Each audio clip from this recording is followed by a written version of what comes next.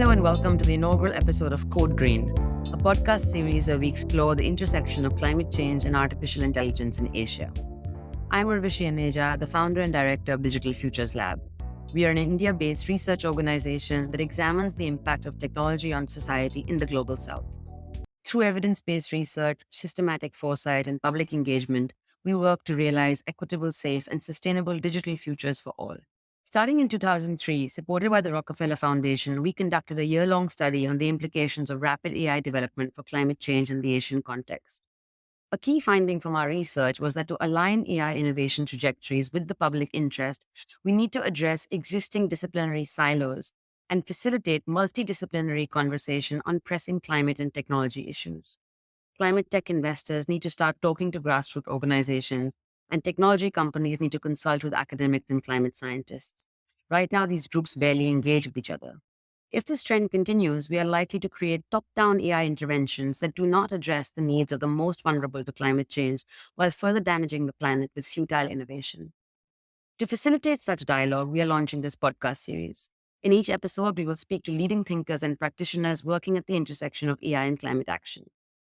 This podcast is accompanied by a monthly newsletter where we showcase the latest scientific and socio-technical research at the intersection of AI and climate action.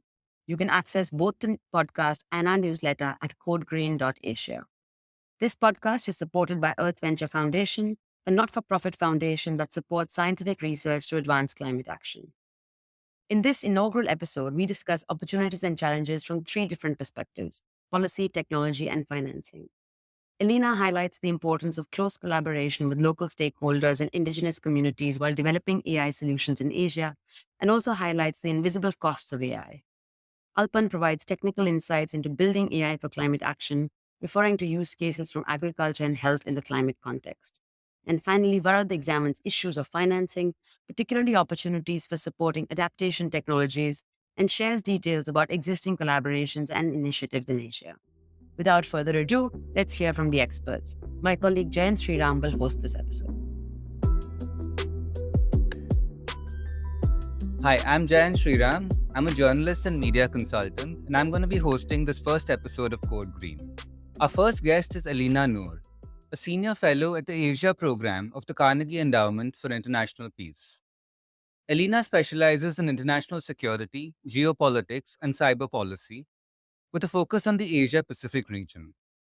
She has previously served as the Director of Foreign Policy and Security Studies at the Institute of Strategic and International Studies, Malaysia.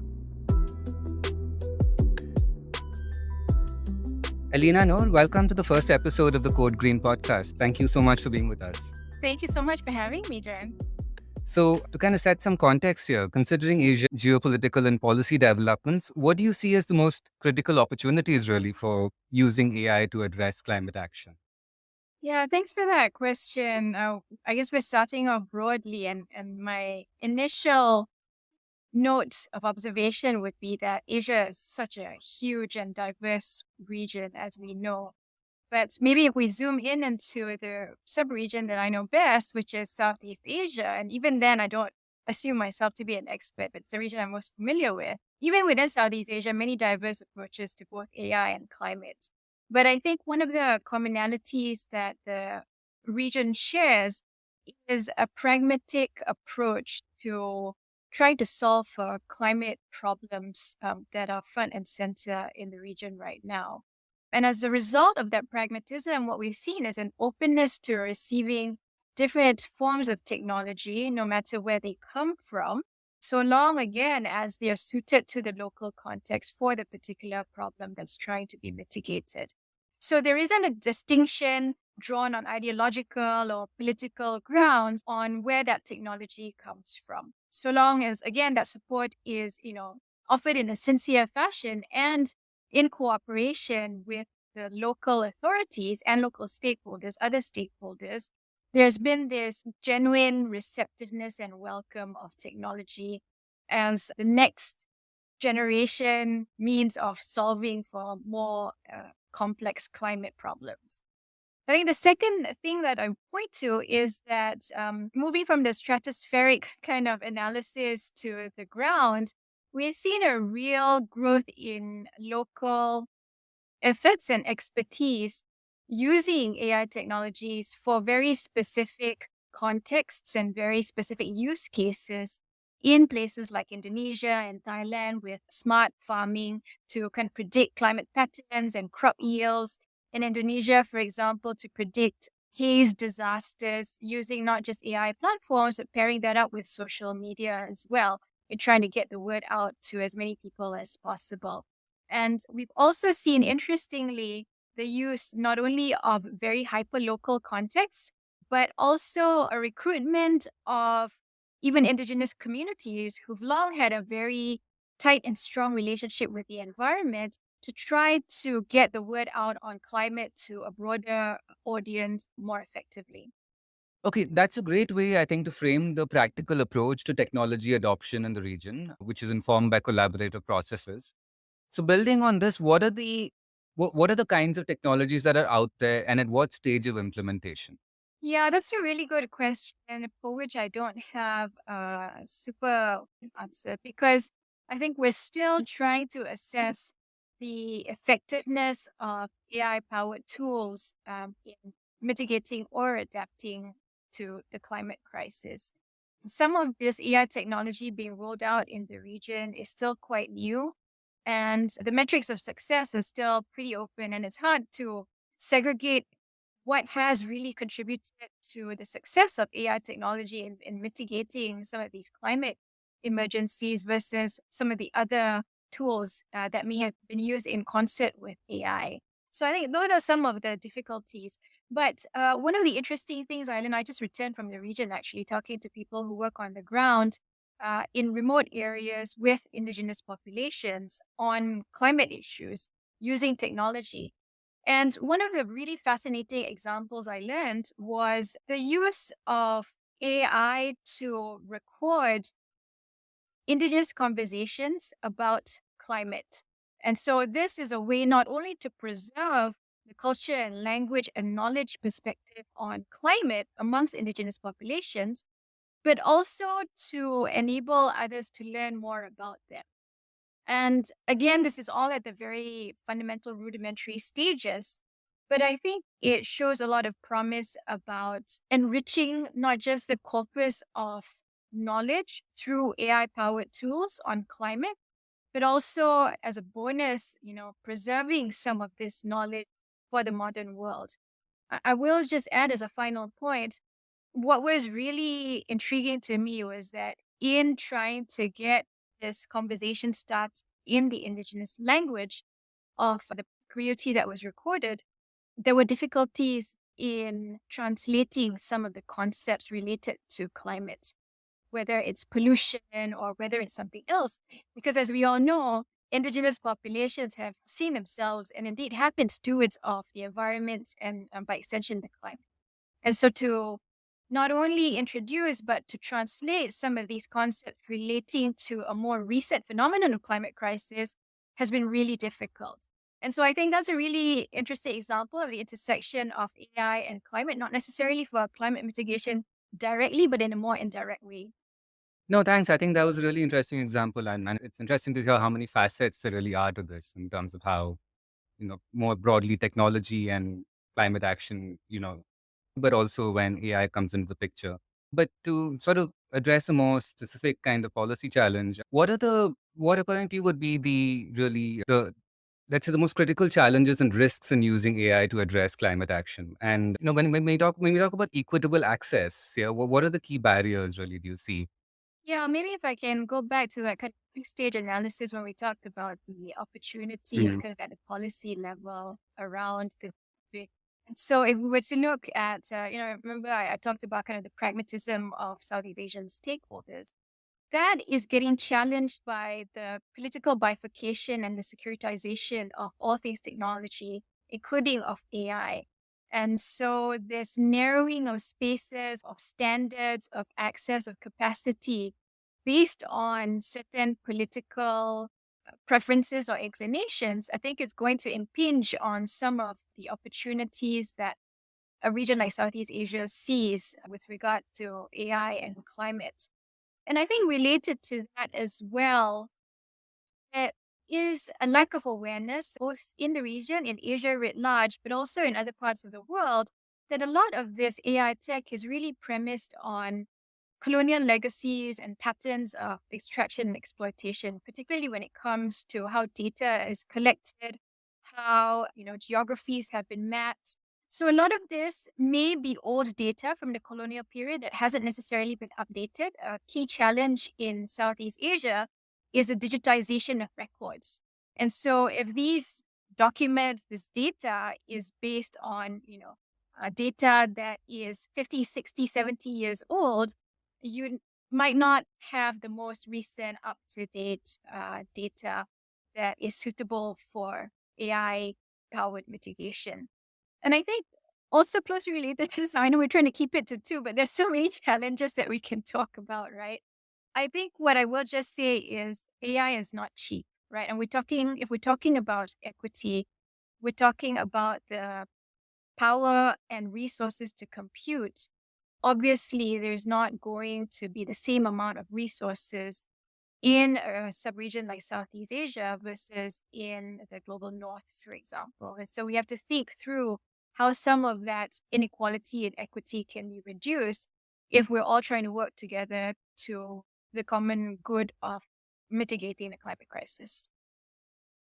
I mean, you can forget that I said two. I mean, if you want to highlight any more, that's also fine. But I was just trying to focus that. But perhaps we can also kind of build on that in my follow up, which is that, we can, you've identified some challenges. We can go ahead and identify more. But what strategies are essential really to overcome these challenges? And, are there any innovative approaches or interventions that you know of and that you believe hold promise in mitigating these risks when it comes to equitable access to climate AI solutions? Yeah, I think building on what we just spoke about, the challenges, I think awareness is key. And, speaking to different stakeholders in the region, it seems as though there is a lot of enthusiasm for technology, which is great. There's a lot of optimism. But the flip side to that is technology can only be effective if you understand its capabilities and limitations. And one of the limitations is that there is a lack of awareness about some of these invisible costs of AI. We talked about, the power of compute and how expensive that is. That is a well-known problem by the engineers, the scientists who have to work on this issue.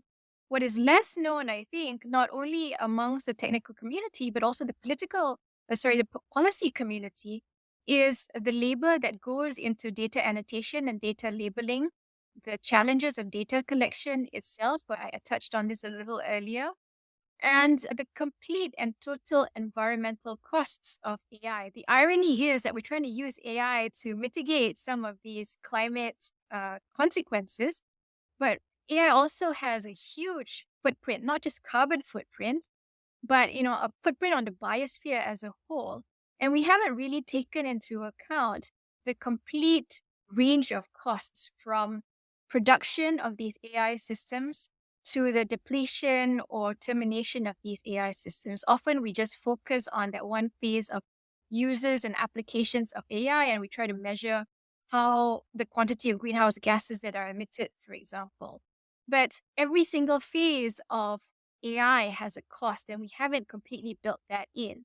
So, the net effects of AI may actually be inflated, whether in our heads or in reality, than what the reality is. And the second part of that, which was, approaches or interventions that believe that that hold some promise in mitigating these risks. Do you know of any? So there are technical standards that are already available. We don't have to reinvent or, in fact, invent a whole new wheel. We can actually use some of these technical standards that are propagated by institutions like the IEEE, the ITU, the ISO, that have, with particular regard to assessing the complete costs of AI, for example, life cycle assessment of some of these systems. Again, from the manufacture to the transportation of parts to assemble these systems, and finally to end life cycle of these systems. So in order for us to have a more complete picture of the cost and benefit analysis of using AI to mitigate the climate crisis, I think we need to build in some of these technical assessments into these systems. And the old method of considering these labor and environmental costs to be externalities, I don't think we can do business as usual anymore.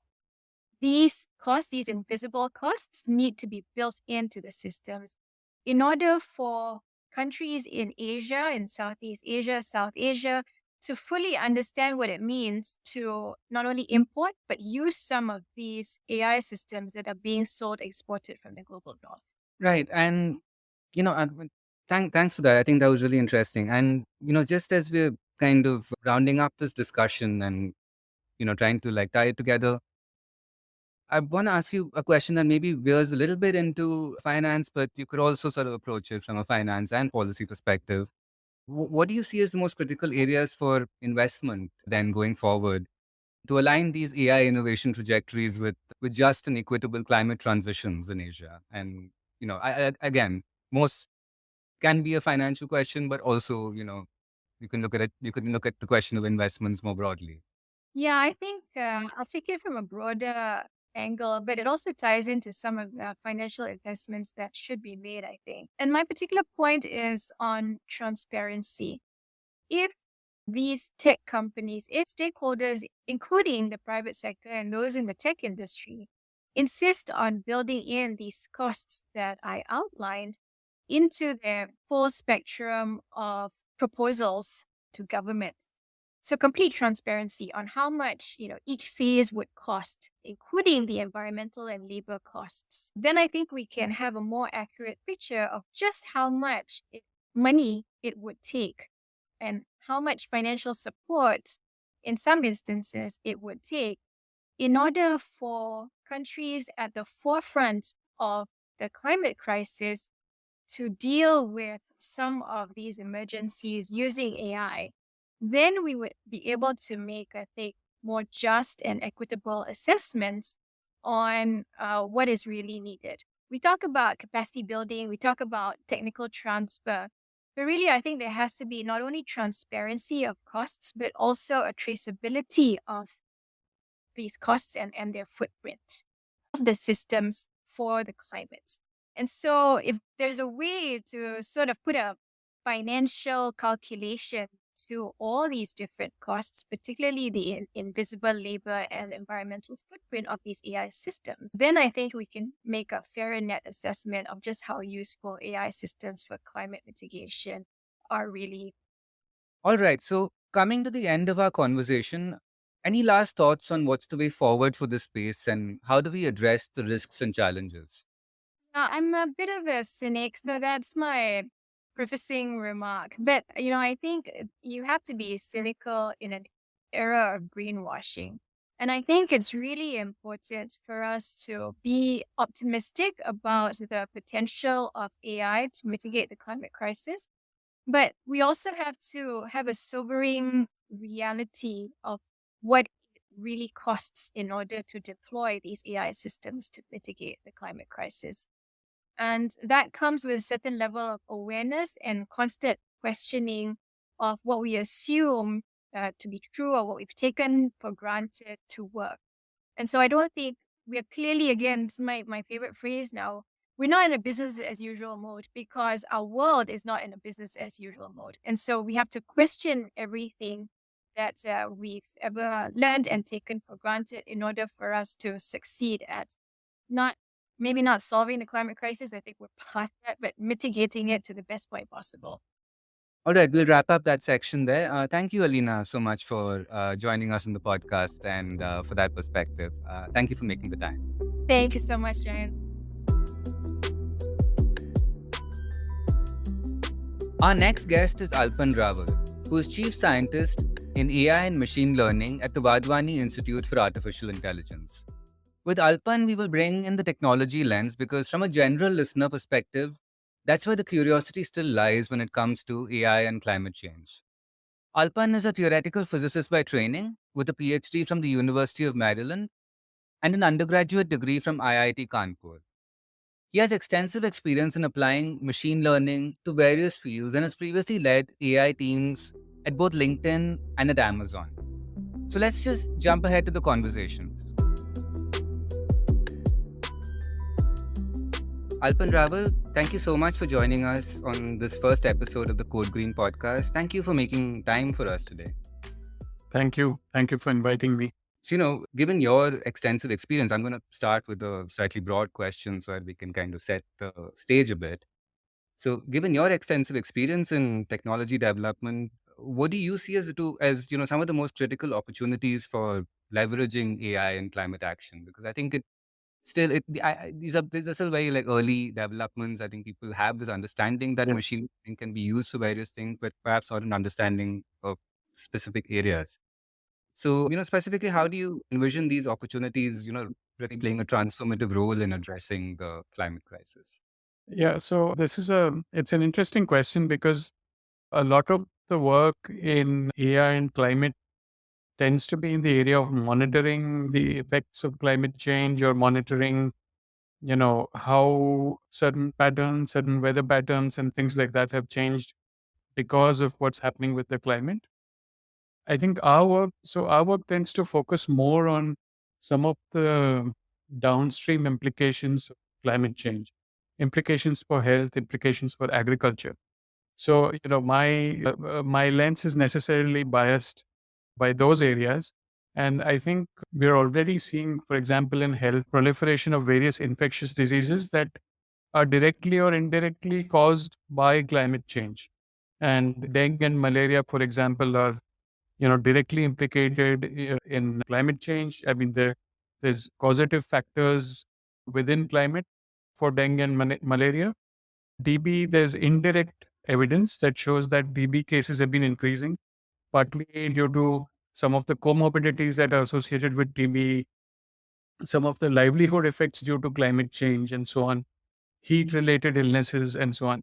Now, I think this is a space where there's huge opportunity for AI in health in general, right? So, areas like triaging for various kinds of disease conditions using AI models, risk prediction models, detecting disease conditions in a cheap and efficient manner, again, using AI based imaging models as well as other types of models, multimodal models, resourcing for medical equipment, planning resourcing and stockpiling and supply chain issues using AI. So, all of these areas within the general health sphere, and especially health that is affected by climate change, personalized public health, for example, is a big area that's looming up, and that's going to be made possible because of AI. And climate change is very relevant to this because people react to the effects of climate in a very personalized manner. There's a lot of work on so-called individualized or personalized heat indices, for example. It's not just based on the temperature, but how the temperature affects your health. And AI can help create some of these indices in order to understand how to treat people better. So that's one broad area. The other broad area I see is in agriculture. Obviously, huge there's been a huge impact on agriculture because of climate change. There's proliferation of pests, because the seasons are not regular anymore, fluctuating yields, fluctuating crop yields, and so on. And so the whole agriculture space has become very unpredictable for farmers. What is going to be, what are their crops going to, whether the, crops are going to be destroyed due to pest attacks and so on. So there's a lot of room here for predictive AI models that can do things like estimation of pest attacks. Some of this is work that we are already doing on estimating pest attacks in cotton farms, for example, in advance. A lot of work can also be done in predicting crop yield using AI, using a combination of satellite maps, remote sensing, as well as automating farmer information. So there's a lot of potential in automating information that the farmers already have in terms of digitizing it, right? So farmers sort of speaking about the state of their farm and this information getting digitized into a structured database, essentially creating a farmer diary of sorts. So if you have these time-stamped farmer diaries along with satellite maps, you could probably do a reasonable job around predicting yield. And this is going to be especially important given the climate situation. So I think these are two broad areas where some of the downstream effects of climate will play out. And AI is already doing a lot there. There's potential to do a lot more. Yeah, so I think No, firstly, thank you for that answer. Really interesting. And it's fascinating how there are so many, offshoots to this. When you say AI and climate change, my mind wouldn't necessarily go to personalized Mm. healthcare. Right, right, right. That's fascinating. Agriculture, maybe that's something that I can imagine more. But we covered health, agriculture. Just before we move on, you just want very briefly, do you know of any of the other sorts of areas of application that you've maybe heard of and want to highlight just maybe very quickly? Well, certainly crop mapping, mapping the effects of climate change on various types of crops, on, the proliferation of invasive species as well. There's lots of areas like that as well, you know. As I said, climate change and AI has traditionally been more about monitoring rather than interventions, rather than direct interventions. So there's a lot of work around monitoring, remote sensing, weather prediction models. The weather prediction models are still in their infancy, I would say. The physics-based models seem to be doing as well as the AI models, but AI is slowly gaining ground there as well. Yeah, no, thanks. I think also that's also interesting point to note that it's basically at the level of monitoring right now rather than, maybe direct intervention. And so just to kind of move on and to talk about the very important question of some of the challenges and risks associated with using AI for climate action. So from your perspective, I mean, what are the most significant challenges and risks really, just to sort of frame that question very broadly once again? DFL has, of course, been involved in this year-long project, which you were also a part of, for the climate, looking at the intersection of climate, of AI and climate change in Asia. Covered a lot of these things, but I wanted to sort of, again, put it to you, just from your perspective, what are some of the major issues that stand out? So I would say there's general issues and then climate specific issues. There's general AI related issues which exist in pretty much getting AI to work in any sort of public or developmental context. And that is related to, data quality is the most basic thing. This is always a challenge in many of these applications, including climate applications. Data velocity, how frequently you can get data in, how frequently you can then retrain your models and so on. So these are more technical issues around getting the AI to be accurate and potentially useful. Then there's, in a similar vein, sort of more in terms of general AI challenges, the ability to get AI to stick, right, to be adopted, to scale, and so on. That's not very easy given how unwieldy these models are. They're big and unwieldy, and essentially they're statistical models. They're not deterministic models. So there's lots of adoption and scaling challenges associated with AI because of these reasons. So this is sort of general challenges. Then there are specific climate related challenges where, as I mentioned already, a lot of AI work is going into monitoring, not so much in reducing causative factors for climate change. Because, causative factors for climate change tend to be more behavioral factors, people doing things that they could do less of. I don't know. AI may help there. AI may help sort of nudge and goad people to do various things using various kinds of notifications and recommendations and so on. But I see that as still somewhat indirect and challenging. But we also know, there's a fundamental problem with AI and climate together, which is that a lot of these AI models, especially these large language models, are not trained in a climate friendly way at all. They they use a lot of compute in their training processes. Some of them use a lot of compute in inference as well. They're very large models. And so they're not green, right? And there are very important research questions around that. How can you train these models with lower compute footprint, lower climate related costs? But those questions, I see this as a risk for the field in general, because those questions tend to be sidestepped with all the excitement that's going around artificial general intelligence, for example, and the quest to achieve AGI. All of these other sort of very important questions around small models, small language models, green compute, computing on edge devices, computing in localized ways that leave low carbon footprints. All of this seems to be taking a backseat. So I see this as one of the, big sort of risks for AI and climate. Yeah, I mean, on the compute question, I think really fascinating to, I think, highlight that paradox, while that there's so much in potential, excitement about the potential of using AI to mitigate climate change or help with adaptation strategies. There is the issue that the development of a lot of these technologies just require a lot of computing power, a lot of energy, a Yes. lot of water use. And I Yes. think we kind of And briefly it's touched. fine. It's fine if you want to develop these models for general purpose use cases, like, for example, ChatGPT is developed for. But if you want to develop these models for very specific use cases, you don't need a whole lot of compute. And there needs to be a lot more research around this. Yeah. So I mean, we kind of touched on it very briefly, but you kind of mentioned a couple of things, computing on edge, small language models, more green models, if you like. So I was just going to ask you about what are the strategies do you believe are essential to overcome these challenges? Maybe we can get into a little bit more detail on some of the things that you mentioned. Yeah, I think exactly what I said. So if you look at, what is our aim with some of the work around language models, there's fundamental research questions around artificial general intelligence. And I think a lot of the carbon footprint, if you like, or the non-green compute is being spent around answering some of these fundamental questions around the cutting edge of advancing AI and getting these systems to be generally intelligent at the level of humans. I think for us, for the work that we do at least, the more important questions are how can we use AI as a tool for the benefit of society, which is really a separate set of questions. And I think that's where there's a lot of opportunity to address questions of compute, to consider models that may not require a large amount of compute to train or to retrain or to fine tune and things like that. So that's really what I mean. I don't think you have much of a choice if your aim is really to advance the state of the art in language models and continue on this quest for AGI. But I think if your aim is something different, then there is a lot of scope.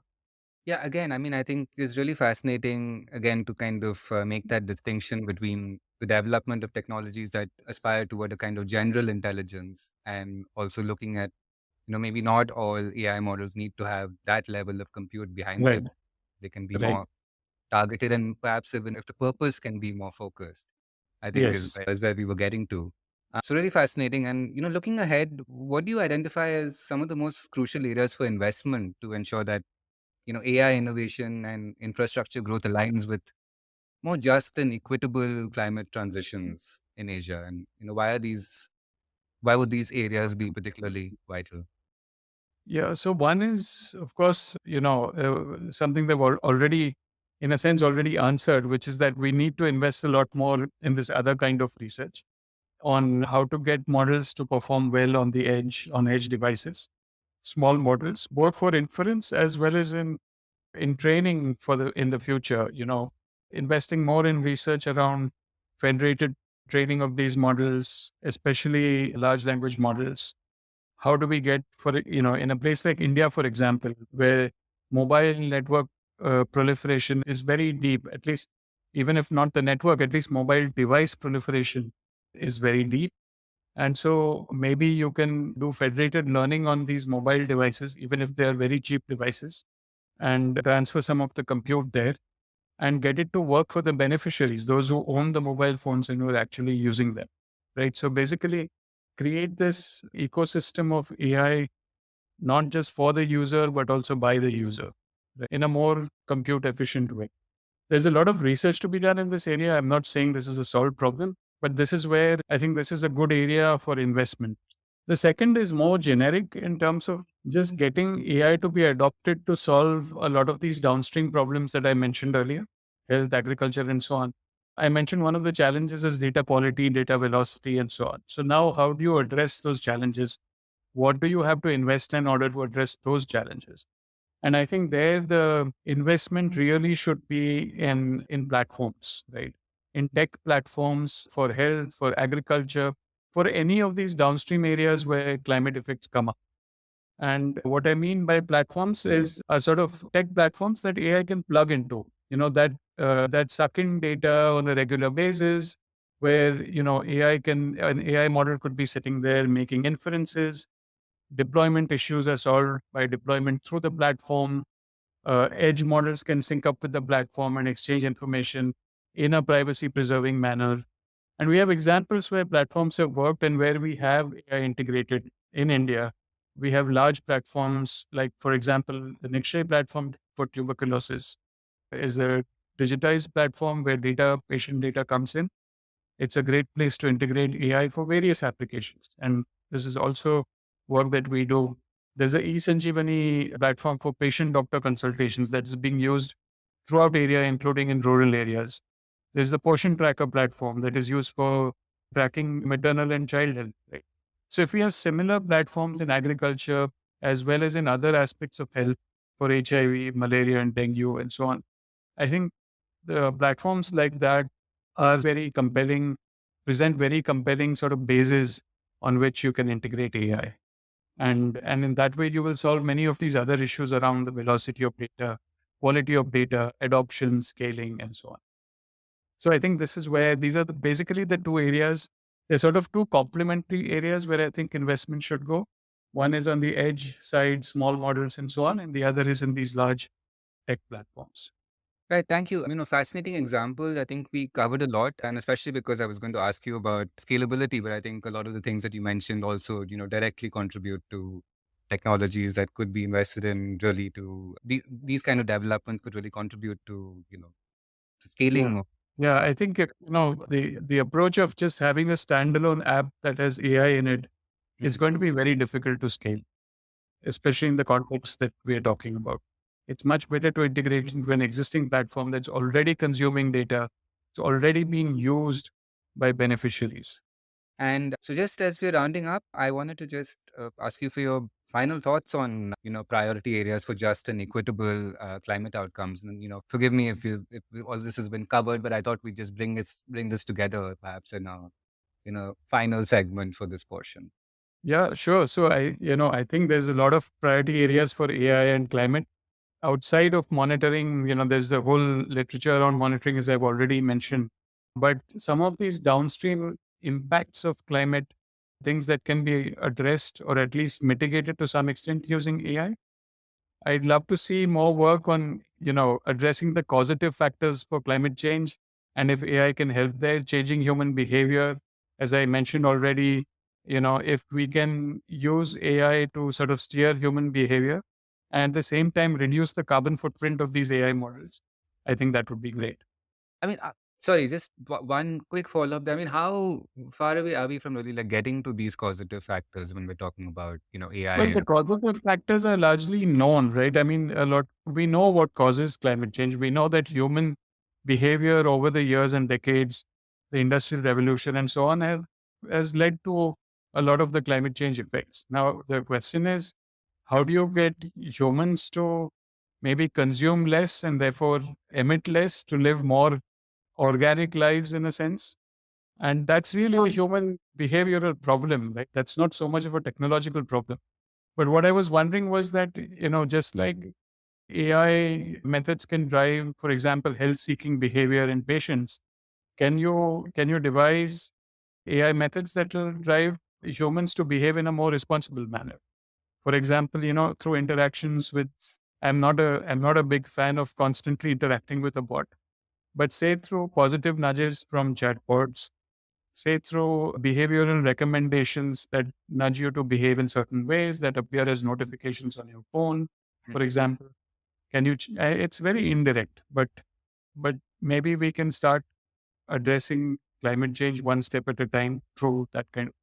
All right. Fascinating once again. And thank you. I think we covered a lot. And I think this was a great overview just from a tech perspective. And thank you, Alpan, for joining us on this first episode of Code Green. And thank you for making the time for us once again.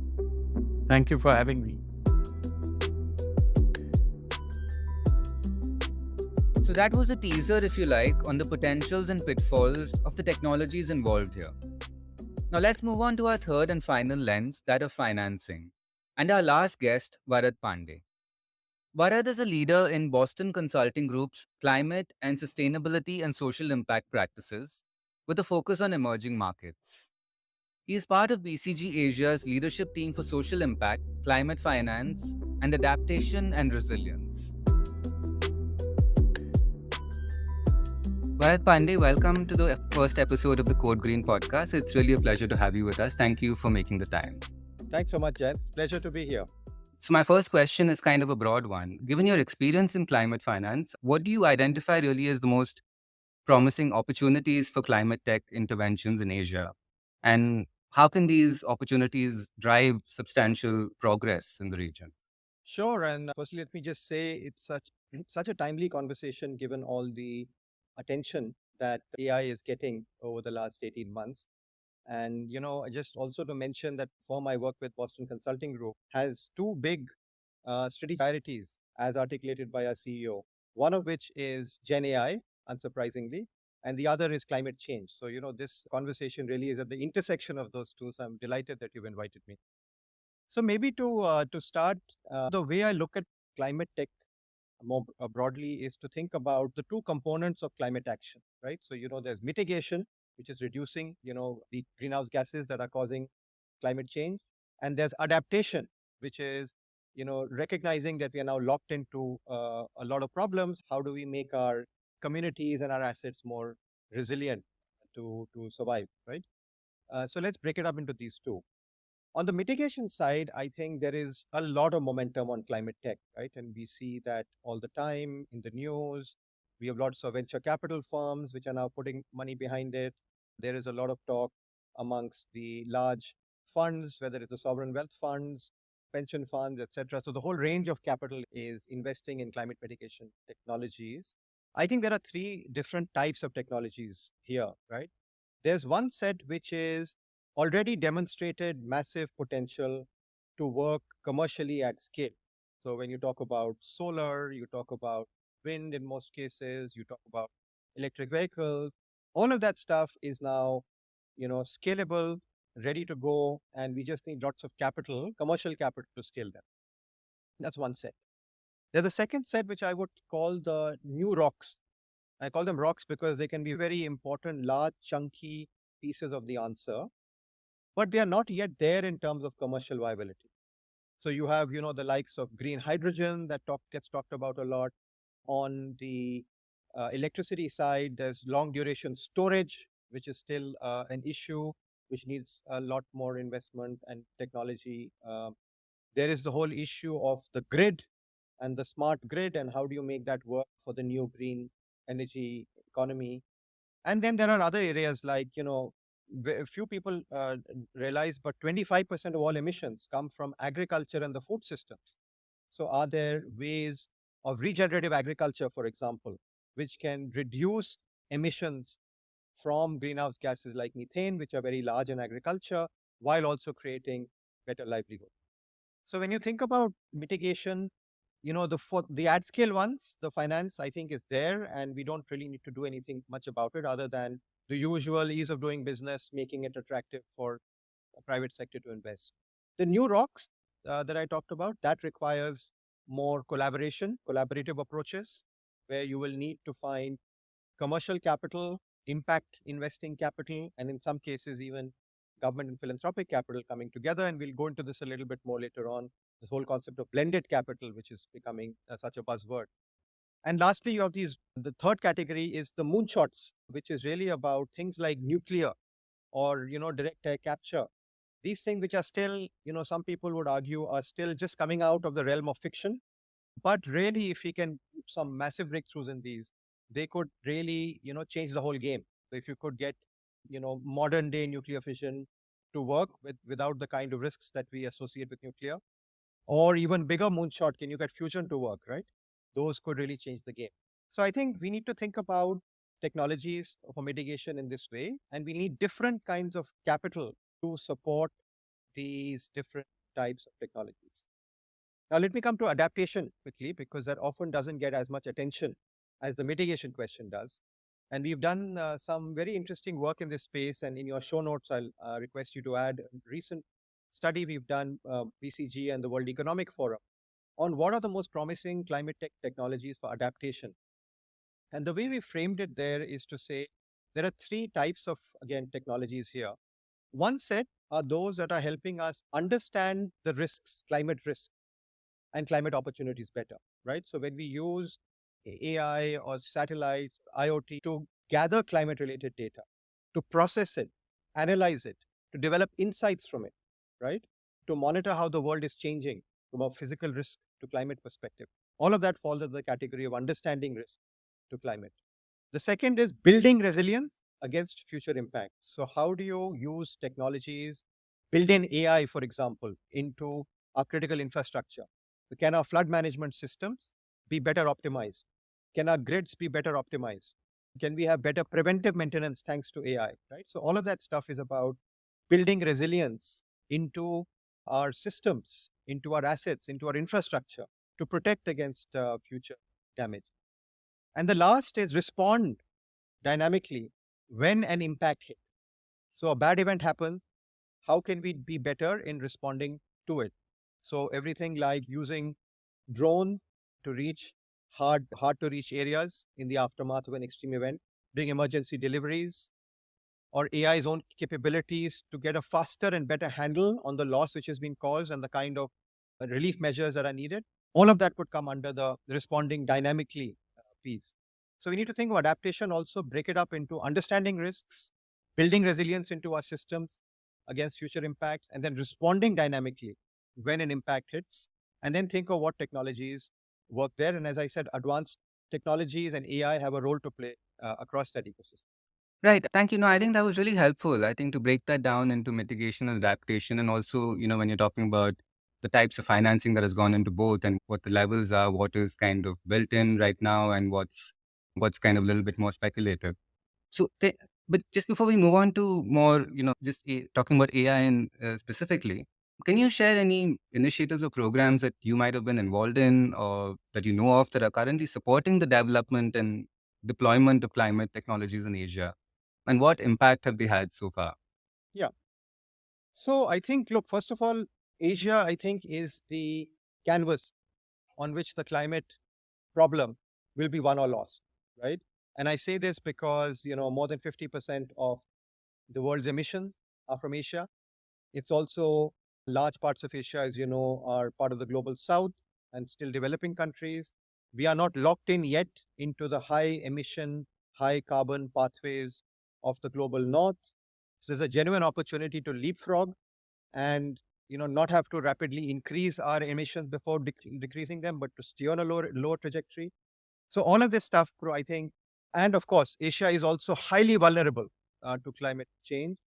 If you see the index of countries who are most vulnerable to climate change, I think of the top 10, 8 are in Asia, right? And so you're talking about both the risk issue and the opportunity issue being really big in Asia. So Asia is where this whole game will be won or lost. Now, that said, I think there are lots of good things which are happening. And I think we are seeing initiatives, platforms, collective action coming.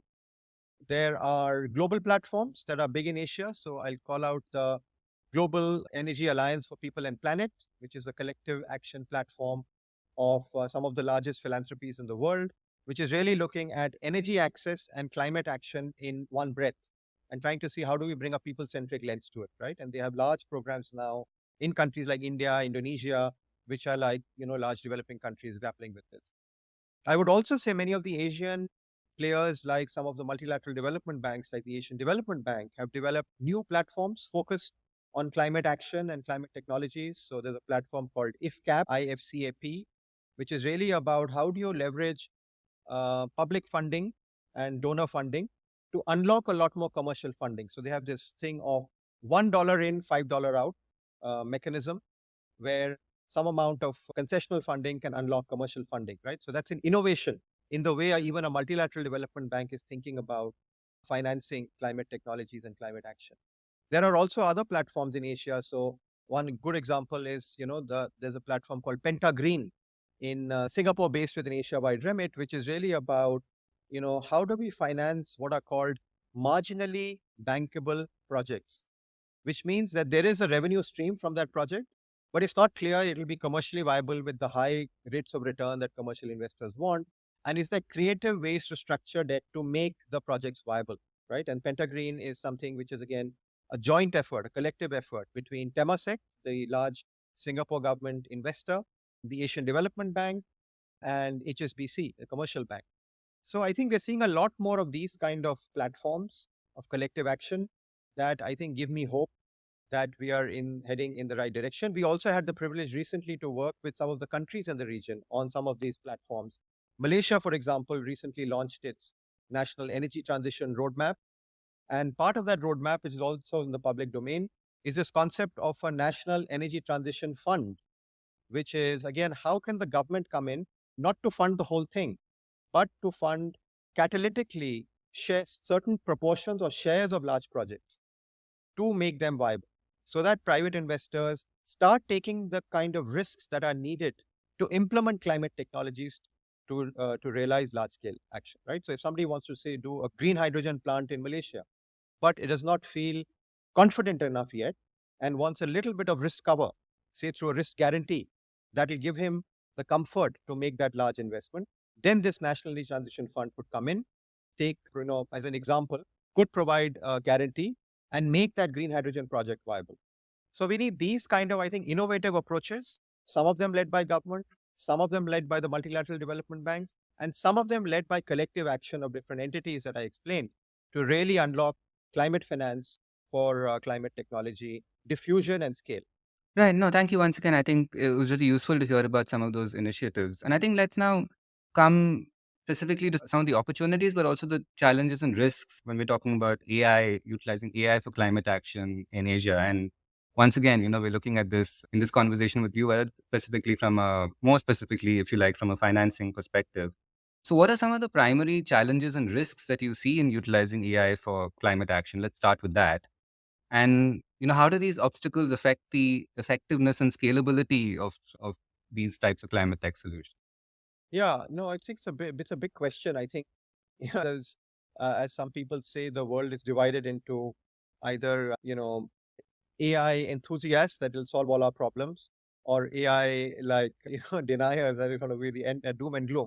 So I'm not in either of those camps, but I think it's very important to think about the challenges and risks of using AI for addressing climate action. I think the first thing, of course, is just the cost to scale AI, right, is not insignificant. And there's a real danger that it can exacerbate inequalities both across people at different levels of income pyramids and across countries. So I think that's, table stakes we should all keep in mind. And then, of course, the climate footprint of AI itself, right? Like we are looking at larger and larger models, more processing power, more data centers, more energy use, all of that stuff. So in a paradoxical way, while we think AI can actually help us in climate action, the first order of magnitude is also increasing, the emissions footprint. And it's something that we will need to carefully think about as AI scales into its various avatars in subsequent years. I think there are two more risks in addition to these that I would particularly call out. One is the danger of counterproductive measures being taken as a result of AI generated insight. So as we all know, AI relies very heavily on large data set, which in many cases, especially in countries of the global south, can be sparse, inconsistent, difficult to gain access to, etc. Right? You could also have a situation where the models are not fine-tuned or calibrated enough, and that can lead to decision makers taking the wrong direction, or taking some decisions which may be counterproductive. As an example, we may get, if there's, let's say, an AI enabled climate advisory tool or platform, right? And it's not giving us the right insights because of either unavailability of sufficient data or the models not being fine tuned enough, then we may get the wrong kind of advisories being issued, which could inflict further costs on, let's say, farmers, right? If it's a farmer advisory, and that's not good for inclusion. So there could be a counterproductive effect. And I think similarly, there's also, it could also exacerbate exclusion, right? As I said, the AI-enabled solutions can lead to unequal distribution of services, as they are powered by data availability, and data is less likely to be available for underdeveloped remote regions or communities. So you may have a situation, for example, continuing with the example of early warning systems of climate disasters, you may have much better advisories for a wealthy community, neighborhood, city versus, say, a remote village, right? And so there's a danger that because of that, you're already highly, there's a big divide already. and that divide gets exacerbated because the quality of insight that is available to a quote unquote wealthier community is far superior to the quality of advisory available to a less well-to-do community. So I think these are important considerations we need to keep in mind as we unpack the and unlock the value of AI for climate action. Yeah, thank you for that once again. And I think you're building on a lot of the points that DFL recently we did this project on climate, on the intersection of climate and AI, particularly Yeah. looking at Asia. And I think we identified a lot of these risks and challenges, particularly, up top, if you'd like, the paradox that while we're thinking about AI for climate change, there's also the environmental cost of developing AI technologies. Just before we move on, I wanted to just quickly ask, I mean, are there any particular partnerships or policy frameworks that come to mind that could help mitigate some of these risks that we spoke about in your previous answer?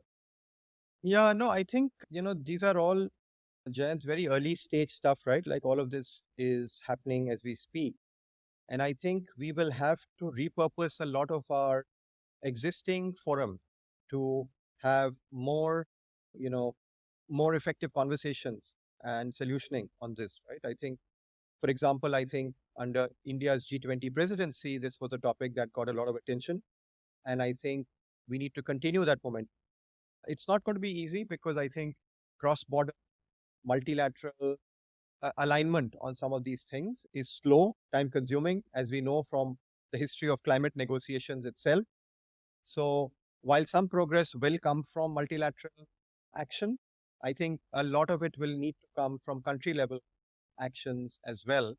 And I think, again, especially in the context of Asia and global south, I think we have to think of ways in which we're relying less on large language models which require massive data sets and rely more on what can we do with smaller fit for purpose data sets that give us the value that we are seeking, right? And I think there's a lot of thinking, fortunately, I think beginning to happen in that on that shift from large language models to to data sets which can be much smaller and fit for purpose to train the model.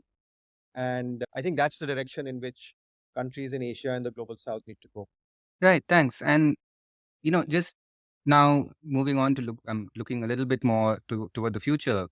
From a financial perspective, where should future investments be directed to ensure that AI innovations contribute to equitable and sustainable climate transitions in Asia? And I totally take on board the point that you mentioned that we're still at the very early stage of of the deployment of some of these technologies. But just if you could sort of look at it through a future lens, where do you think some of these investments should be directed? So I'll make one general point and then more on finance, right? One is, of course, I think the role of climate data infrastructure to ensure that we can more reliably collect data across geographies, regions, including remote rural areas, is critical because, as we discussed in the previous question, what kind of data you get, how much data you get, will determine how useful AI can be for climate action, especially inclusive climate action. So I think investing in that data generation collection capacity is crucial. And in this context, I think the role of digital public infrastructure, which I'm sure is a topic you have already touched on in the conversations as well, is very important because data exchanges and something we've been calling unified data highways are very important as a way of bringing together disparate climate data and making it available for analysis and insight generation. In fact, we have a forthcoming report which will be out in the next 1 month, which is a joint report between JICA, the Japanese Investment Cooperation Agency, and BCG, which really goes deep into unpacking the role of unified data highway. And there's a special deep dive on climate, where we have called out 12 different use cases within climate and DPI, and then tried to assess the value of each of those use cases. So a little bit of advertising in the middle of your thing, but I think it'll be very interesting to your readers when that comes out, and I'm happy to share that with you in your show notes as well. So that's the general point. I think we need to harness DPI and especially unified data highways much more in this journey. On financing, as I said, I think the key really is going to be blended finance, and what I call it's the new PPP, which is a new public-private philanthropic partnership model, where we will need concessional capital and commercial capital to come together for particular facilities, for particular projects. in creative ways so that we can unlock a much more large-scale capital for climate technology, right? It can take the form of risk guarantee, the risk profile of a project by offering a risk guarantee. It can come in the form of subordinate capital, which could be in the form of lower interest debt or subordinate equity in projects. It could be in the form of technical assistance to reduce the cost of prospecting and doing feasibility analysis of a project. So these elements of concessional capital, when tagged on and plugged on to commercial capital, can unlock a lot more capital for climate technologies. In the context of adaptation in particular, I want to end with that because again, adaptation doesn't get as much airtime in the conversation as mitigation does. We have recently published a report along with the as part of President Biden's call to action on climate with the USAID called the Prepare Report, and all of this is also in the public domain, where we said there are 3 areas of climate adaptation finance which are important. One is the protect opportunity. Protect, which is you protect your assets which are vulnerable, and what investments you need to make to protect your assets. If say you're a large asset owner, or if you're a bank which has a portfolio of many assets that might get affected by climate risks, how do you grow adaptation finance? So what are new areas and new technologies that can be funded now? And we talked about a few of those in the first question of this discussion. And then the last is the participate opportunity, which is all about multi-stakeholder collaboration, coming together, private sector partnering with the government in unlocking new types of capital, such as blended finance. So I think there's a lot to be done, Jayant. I think we're sort of still in the early stages of that journey, and we require a lot of creativity, a lot of sense of collaboration, and taking a few leaps of faith together if we are to rapidly scale climate technologies for, to enable us to overcome what I think is the most existential challenge facing humanity in this century. All right, thank you. And I think on that positive note, but we'll kind of end the discussion there. Thanks so much for joining us, and I think that was a great kind of overall view on where things stand really with finance and where we need to go perhaps. So thank you so much for making time and joining us on the Code Green podcast on this first episode. Thanks, Jens. A real pleasure to talk to you. Thank you for tuning in to this first episode of Code Green. Our guests covered a range of issues today. They highlighted the many opportunities for using AI for climate action, including localized and participatory efforts to develop AI solutions. Alpan was curious about AI's role in addressing causes of climate change. Can AI be used to nudge towards responsible human behavior? Bharat mentioned AI's potential to assess climate risks, optimize and manage existing systems, and improve our response to climate events. Guests also shared concerns about the emissions footprint of large AI models. Elina stressed the importance of factoring in environmental and labor costs in AI lifecycle assessments. Alpan and Bharat recommended research and development of smaller AI models and fit-for-purpose climate datasets. New blended finance models and collaborative approaches are needed to ensure that AI for climate action treads sustainable and equitable paths. We hope you found the discussion insightful and thought-provoking. In subsequent episodes, we will dive deeper into other critical aspects of AI and climate change in Asia. In our show notes, you'll find more detailed information about our guests on this episode and links to some of the reports and other materials that were discussed. And of course, the link to subscribe to the Code Green newsletter. You can also find this podcast on all major podcast platforms. I'm Urvashi Aneja, and on behalf of Digital Futures Lab, thank you for listening. Do remember to check out our website, codegreen.asia.